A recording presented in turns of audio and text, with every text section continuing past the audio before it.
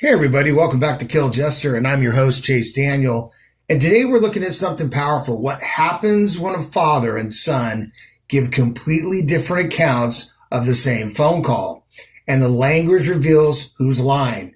This is the Gerhardt Koenig case. Gerhardt attacked his wife, Ariel, on a hiking trail in Hawaii. She had a rock embedded in her scalp. She was screaming to witnesses, "He's trying to kill me." Immediately after the attack, Gerhardt called his 19-year-old son, Emil, on FaceTime. The question at the center of this entire case, what did Gerhardt say in that call?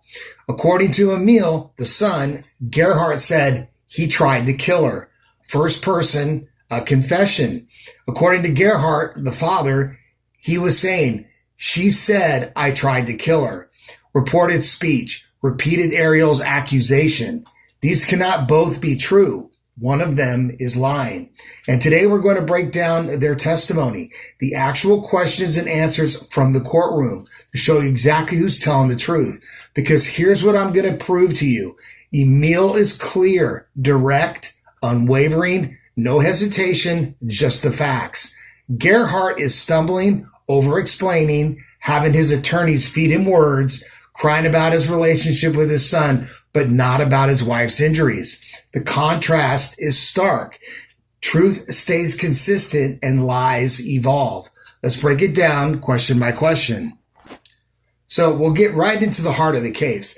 Emil Koenig, the 19-year-old son, is asked, "What did your father say to you in that FaceTime call?" Emil's answer, he said he tried to kill her. Stop there. First person, he tried to kill her. No active voice, past tense, it's clear, it's a clear statement. No hesitation, no, I think, or maybe, or it sounded like, just he said he tried to kill her. That's what truth sounds like. It's direct, it's unwavering, no construction needed. Now look at Gerhardt's testimony on the right of the slide. Gerhardt is asked, did the word kill come up in the conversation? He answers, I was talking to myself. I was saying to myself, like, she tried to kill her. Did I try to kill her? She said I tried to kill her. Reported speech. He's claiming he was repeating what Ariel had yelled to the witnesses. Not a confession, just repeating her accusation out loud. But here's the problem. Emil heard he tried to kill her. First person, it's active voice. Gerhardt is now claiming it was, she said I tried to kill her, reported third speech, third person. Those are two completely different grammatical structures. I tried to kill her is a confession. She said I tried to kill her is distancing. It's attributing the statement to someone else. And here's the key. Emil had no reason to construct this. He told his mother immediately after the call. He told the police. His account has never changed. Gerhardt's explanation, that came later in court after his lawyers built the story with him. When people tell the truth, the story is there from the beginning. It doesn't need to be constructed later. And so we'll go on to question number 2. This is where it gets devastating. Emil is asked 3 direct questions. In those FaceTime calls, did your father mention self-defense? His answer, no. Did he say Ariel attacked him first? No. Did he mention her having a rock? No. 3 simple questions, 3 simple answers. No elaboration needed. What did Emil hear in those calls? The blood is hers. I'm going to jump. He tried to kill her. No mention of self-defense. No mention of Ariel shoving him. No mention of defending himself. Nothing. Now, look at Gerhardt's testimony on the right side of the slide. In court, suddenly all these details appear. His attorney asks, you had this scuffle? And Gerhardt describes how she shoved him, how she had the rock, how he defended himself. His attorney asks, on instinct? Gerhardt answers, on instinct to defend myself. Every single one of these details is new. None of this is in the FaceTime calls to Emil. If this was self-defense, why didn't you say that immediately to your son? Why did all of these details only appear later in court after your lawyer built the story with you? Because when people tell the truth, the story doesn't change. The truth is there from the beginning. EMIL'S account hasn't changed. What he heard in those calls is what he testified to. Gerhardt's account changed. New details appeared. Self-defense became the story, but only after lawyers were involved. That's not memory. That's construction. So in the next slide, this moment tells you everything you need to know about what EMIL believes his father did. Throughout his testimony, EMIL refers to his father as the defendant, not my father, not my dad, not even him, the defendant. That's emotional distance. That's complete separation. That's someone who doesn't recognize the person anymore. When your own son won't call you dad on the witness stand, that tells you that he believes what you did. EMIL is separating himself from the man who called him that day. Now look at Gerhardt's response on the right side of the slide. Gerhardt is asked, EMIL called you the defendant instead of dad. Do you blame him? He cries, and then he says, no, I don't blame him. Watch what he says next. He saved my life that day. I put him in this position. For the last year, he's thought I tried to kill her. Notice what's missing from that statement. Ariel. He's crying about his relationship with his son, about the position he put his son in, but not about Ariel's injuries, not about the rock embedded in her scalp, not about her spending the night in the hospital. His grief is about himself and his son. Ariel, the victim, doesn't appear in his expression of remorse. That tells you where his focus is, not on himself, on his relationship with his son, not on the woman that he allegedly attacked. So we'll move on to question and answer number 4. This is one of the most important patterns to understand when you're analyzing direct examination testimony. EMIL doesn't need anyone to feed him words. He says what he heard. He says what happened. He said he tried to kill her. No to defense questions, the defendant. No lawyer building the story. No scripted language. No careful framing. Just the truth. Now look at Gerhardt's testimony on the right side. His attorney asked, like detective mode? Gerhardt, yeah. The attorney supplied the word. Gerhardt confirmed. Detective mode sounds methodical, reasonable, like somebody trying to uncover truth. Not like surveillance, not like monitoring the spouse's private messages without her knowledge. The attorney inserted a neutralized frame. Gerhardt adopted it. His attorney asked, you had this scuffle. Gerhardt answers within that frame. Scuffle implies a back and forth, like wrestling, mutual combat. Ariel rejected that word on the island. She called it an attack. But the attorney planted scuffle in the question, and Gerhardt answers within that frame. His attorneys ask, on instinct? Gerhardt, on instinct to defend myself. Instinct removes the deliberative mind from the act. It's automatic, involuntary. It's the opposite of premeditation. The pattern runs through the entire testimony. Attorney supplies the word, defendant confirms it. This is how you build a story in direct examination. The attorney controls the semantic environment. Compare that to EMIL. EMIL uses his words. He doesn't need anyone to give him the vocabulary. That's the difference between truth and construction. In the next slide, throughout Gerhardt's testimony, his language is controlled. It's careful. His attorney is feeding him framing. Detective mode, scuffle, instinct, restored to violence, all carefully chosen words that do legal work. But every so often, an unguarded word breaks through. I stomped off. I just stomped off up the trail. Nobody gave him that word. He reaches for it himself. And stomp is not a neutral word. You stomp when you're angry, when you're making your emotional state physical through movement. You don't stomp when you're calm. You don't stomp when you're rational. You don't stomp when you're in a good place emotionally. You stomp when you're pissed off. He stomped off up the trail, and then he came back. That's the emotional state he was carrying when he returned to where Ariel was standing near the cliff's edge. Anger. The unguarded word revealed the truth that all the carefully controlled language was trying to hide. And the biggest tell of the trial is you're going to bring up DARVO in your defense cross. This is unbelievable to me.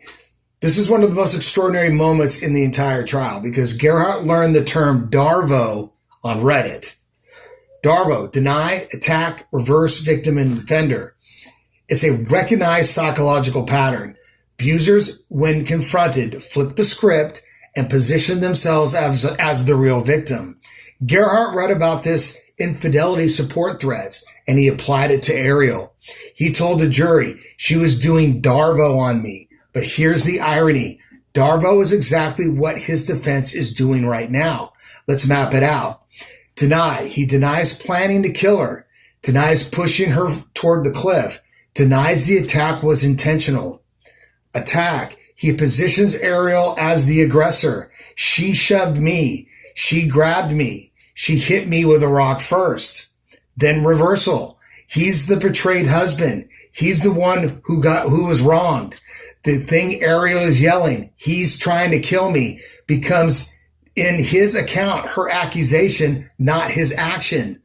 3 columns, 1 framework, and he gave us the name for it himself. The defendant taught the jury the term for what he's doing exactly on the stand. So let's put it all together. EMIL Koenig, the son, said he tried to kill her. First person confession. No mention of self-defense in the calls. No hesitation, no corrections. Calls him the defendant, not dad. Uses his words. Clear, direct, unwavering. Story never changed. No reason to lie. Told his mother and police the same thing immediately. This is what truth sounds like. It's consistent from day one. Gerhardt's, the father. She said, I tried to kill her. Reported speech explanation. Self-defense story came later in court. Stumbling, over-explaining. Attorney fed him words. Detective mode. Scuffle. Instinct. Cried about his relationship with EMIL, not Ariel's injuries. Stomped. Unguarded anger. Words reveal the truth. Fled when police arrived. Named DARVO while actually doing it. This is what lies sound like. Story evolved over time. The verdict's clear. EMIL heard a confession. He tried to kill her. Gerhardt is trying to explain it away. She said, I tried to kill her. One stayed consistent. One changed his story after lawyers built it with him. The truth doesn't change, but lies do. And when your son calls you the defendant instead of dad, you know which story to believe. So what does this teach us? What can we learn from this case? What patterns can you spot in your own life? Well, lesson 1, truth stays consistent. Lies evolve. EMIL'S account never changed. From the FaceTime call to his mother, to the police, to the witness stand. Gerhardt's account changed. New details appeared. Self-defense became the story, but only in court. In your life, when someone's story keeps changing, when new details appear later, when explanations get more elaborate over time, that's not memory improving, that's construction. Truth is there from the beginning. It doesn't need to be built. Lesson 2, watch who needs their story fed to them. Gerhardt's attorney applied the words detective mode, scuffle, instinct. EMIL used his own words. In your life, when someone can't describe what happened without someone else providing the language for them, that's a red flag. People who experience something can describe it. They don't need someone else to give them the vocabulary. Lesson 3, unguarded words reveal the truth. Stomped. That word broke through Gerhardt's carefully controlled testimony. Nobody gave him that word. He reached for it, and it revealed his emotional state. Anger. In your life, listen for the words people reach for themselves, not the words someone fed them. The unguarded moments reveal the truth. Lesson 4, notice where the remorse actually goes. Gerhardt cried about his relationship with EMIL, about the position he put his son in, not about Ariel's injuries. In your life, when someone expresses remorse, listen to what they're actually sorry about. Are they sorry they hurt you? or sorry they got caught, sorry about the consequences to themselves. The focus of the remorse tells you everything. Lesson 5, first person versus reported speech matters. I tried to kill her is a confession. She said I tried to kill her is reported speech. Distancing. In your life, pay attention to how people attribute statements. I did this versus they did this too, or two completely different claims. One owns it, the other distances.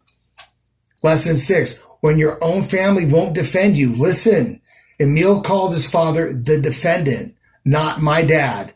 In your life, when the people closest to someone, the people who have every reason to defend them don't, that tells you something. Family members know. They see things others don't. When they distance themselves, pay attention to that. Lesson 7, the story that appears later is the story that got constructed. Self-defense wasn't in the FaceTime calls. It appeared in court after lawyers were involved. In your life, when someone's explanation comes up later, after they've had time to think, after they've consulted with others, after the stakes are clear, that's not memory, that's strategy. The immediate reaction is closer to the truth than the carefully constructed explanations that come later. So in closing, Gerhardt Koenig called his son minutes after attacking his wife.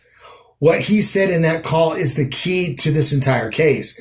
Emil said he heard a confession. He tried to kill her. Gerhardt says it was reported speech. She said, I tried to kill her. One of them is lying.